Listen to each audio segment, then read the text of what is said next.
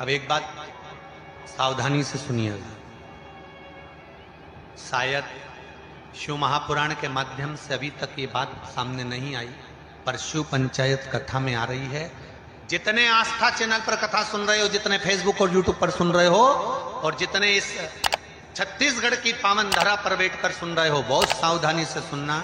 एक प्रश्न हमारे भीतर खड़ा होता है, जब हम सूर्य नारायण भगवान को अर्घ देते हैं, जल चढ़ाते हैं, तो वो जल पृथ्वी पर जब गिरता है तो उसके छींटे हमारे शरीर पर लगते हैं। क्या वो ठीक है?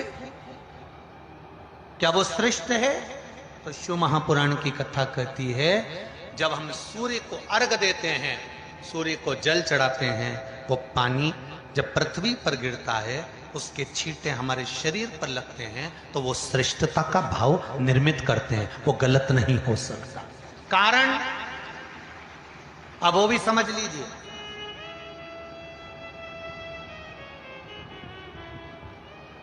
अब सूर्य नारायण भगवान को आप जल चढ़ा रहे हो, तो छींटे नहीं लगे, उसके लिए क्या स्टूल पे चढ़ के चढ़ाओगे कि कुर्सी पे चढ़ के चढ़ाओगे?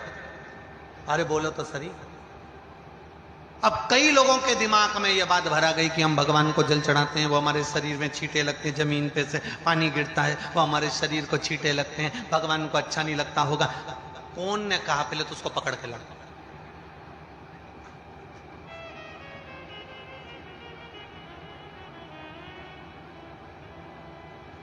क्योंकि मेरे राम जी महाराज, मेरे भगवान कृष्ण, बड़े बड़े संत, साधु, सन्यासी, तपस्वी, साधक, उपासक जितने भी हुए, जिन्होंने सूर्य की आराधना करी, इन्होंने टेबल पे चढ़कर या कुर्सी पे चढ़कर जल नहीं चढ़ाया, इन्होंने पृथ्वी पर खड़े होकर ही, क्योंकि पृथ्वी तत्व के देव हैं शिव। जब हम मृत्यु लोक पर खड़े होकर, पृथ्वी पर खड़े होकर भगवान शंकर का भाग पृथ्वी तत्व को धारण कर कर जल को हाथ में लेकर जब समर्पित करते हैं, और जो जल नीचे गिरता है वो शरीर पर अगर लगता है तो हमको उसका आशीर्वाद ही प्राप्त होता है, दोष नहीं लगता। पर लोगों ने इसको विपरीत कर दिया। कि कौन ने विपरीत करा? कई लोगों ने इसको विपरीत कर दिया। कौन ने विपरीत करा? तो जो दूसरे धर्म के लोग होते हैं, जिनको हिंदू धर्म से नफरत होती है और जो हिंदू धर्म की पूजन, सेवा, अर्चना को समाप्त करना चाहते हैं, वो धीरे धीरे धीरे धीरे कहने लगे कि सूर्य को जल चढ़ाओगे तो शरीर में लगेगा, शरीर में लगेगा तो दोष लगेगा। इसको कह कहकर घर घर में सूर्य को जल चढ़ाना लोगों ने बंद कर दिया कि आप जल चढ़ाएंगे तो दोष लगेगा, शरीर पे छींटा लगेगा, शरीर को ऐसा लगेगा। ये दोष नहीं है। कितनी सुंदर बात है महाराज। सूर्य नारायण भगवान को जब जल चढ़ाया जाता है, हाथ सिर से 8 इंच की दूरी पर होना चाहिए। जम के बोलिए, सिर से कितना ऊंचा होना चाहिए? 8 इंच ऊपर अपना हाथ होना चाहिए मस्तक से सूर्य को जल चढ़ाते समय।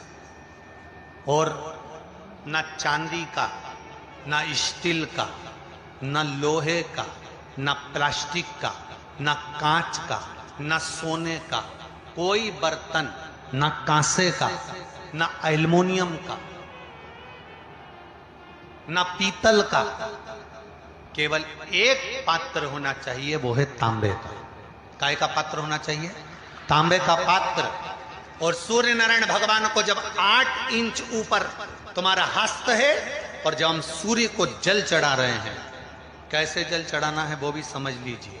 अगर कोई कैंसर का मरीज है, जिसके चेस्ट में कैंसर आ गया हो, लेफ्ट में, राइट में कहीं पर कैंसर आ गया हो, या कोई गठान आ गई हो, तो महाराज आप जल चढ़ाते समय उस जल की धार को सूर्य भगवान को जब चढ़ा रहे हो, तो धार आपकी गठान की ओर जाना चाहिए, जिससे सूर्य की किरण उस जल में से आपके उस स्थान पर पड़े, उस जगह पर पड़े जहां पर गठान है।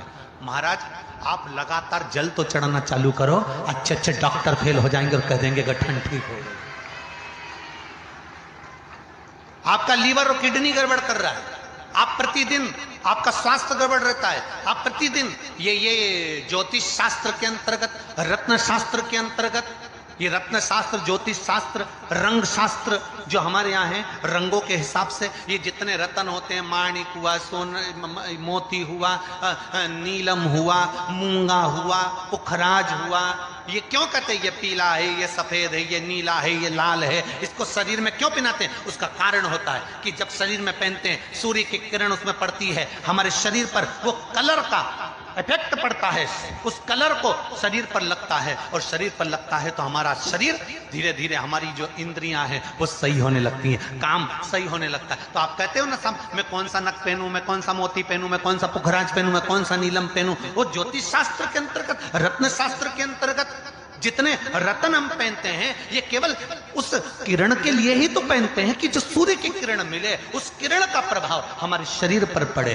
तो इन सबसे अच्छा है कि सुबह शंकर भगवान का नाम लो, तांबा का लोटा में जल भरो, 8 इंच ऊपर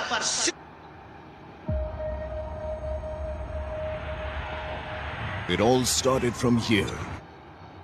सिर से हाथ होना चाहिए, और सूर्य नारायण भगवान का दर्शन साधारण नहीं, जो जल तुम चढ़ा रहे हो वो जल की जो धार आ रही है उसमें सूर्य का दर्शन होना चाहिए, तो कैंसर की बीमारी कभी नहीं हो सकती।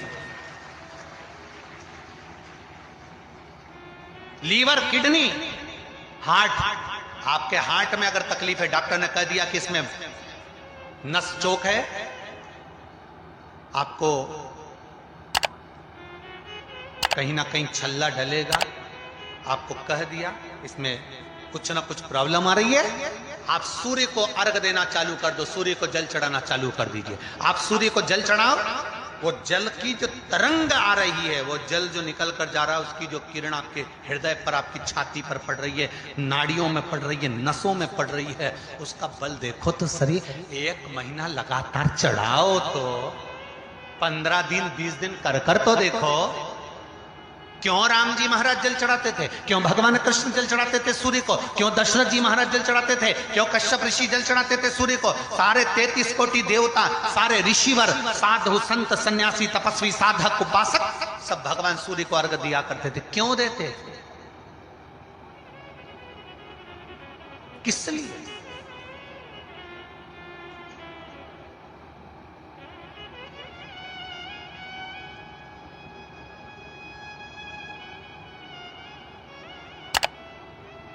सूर्य नारायण भगवान को जल चढ़ाते समय आपके पंजों की एड़ी ऊंची नहीं होना चाहिए, ध्यान दीजिएगा। आपका पंजा पांव का पूरा की पूरा जमा होना चाहिए भूमि पर। हाथ कितने इंच ऊपर? 8 इंच ऊपर होना चाहिए। जल जो गिरे, सूर्य की किरण, सूर्य का दर्शन उस जल की रोशनी में करना चाहिए। क्या होगा उससे? जिस बच्चे को आंख में चश्मा लगा हो, मोटे से मोटा चश्मा लगा हो, छूट नहीं रहा हो, तो थोड़े दिन उसको सूर्य का अर्घ चढ़वाना चालू कर दो और जल में से सूर्य का दर्शन कराना चालू कर दो। सूर्य का दर्शन जल में।